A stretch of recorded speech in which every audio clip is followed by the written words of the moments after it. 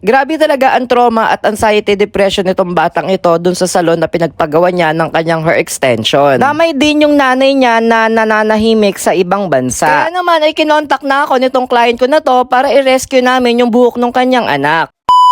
Hello everyone! And hello mga saswang! Welcome back again to my vlog! So for today's client nga ay tayo ay mag-home service at the same time ay tayo ay magre-rescue ng isang buhok. Bali dito pala yung schedule ng ating servicean ngayon sa TS Cruz Subdivision, Sampaguita, Las Piñas City. Pagdating nga dito sa bahay ng aming client ay konting setup lang then start na. Bali ito pala yung before nung buhok ng ating client ngayon nagagawa. Bali naka-hair extension pala tong client na to kaya naman ay tatanggalin muna namin para maireban namin siya ng maayos. At the same time, yung kanyang pinaka-hair extension ay amin ding ire-reban. Grabe talaga yung pagkakabit sa paggawa ng hair extension dito sa batang to kasi nga ay wala pa itong 2 linggo. Sa madaling salita ay hindi maayos at di maganda yung pagkagawa sa kanya. Nakanating method nga siya pero 5 hanggang 7 ikot lang kaya naglalagas na. Bali ginamitan ko siya ng pang-reban at 16 straight from Alpha 8 Corporation. Yung hair extension naman ay nirestrand at nilagyan ng silicone glue ni Miss Lala. After nun ay pinalansya niya na muna kasi nga ay inireban din namin itong buhok na ito. Then kami naman dito ni Jowa ay pinagtulungan na namin itong buhok ng batang ito sa pagpaplansya. Bali ito na pala yung result ng buhok ng bata after namin ireban ni Jowa. Ipapahinga lang namin ito ng 1 oras tapos ikakabit na ni Miss Lala yung hair extension niya. Bali ito yung napagkasunduan namin proseso na gagawin ko sa buhok ng anak ng aking client na nasa ibang bansa. Pagkatapos ikabit ni Miss Lala yung hair extension ay ipa-final touch ko naman to ng aking pagpaplansya. After almost 12 hours on processing, ito na yung final result ng buhok ng ating client ngayon na ni-rescue. Bali, hindi na masyadong halata na naka-hair extension siya. Compare naman sa buhok niya kanina na parang jellyfish. Sa mga magtatanong po kung magkano yung services na ginawa namin dito ay 25,000 po. Plus, automatically ay shoulder po ng client namin yung aming grab balikan. Experience premium salon services and treat like a VIP client here at Ruel Cortez Hair Studio. What are you waiting for? Book your appointment now!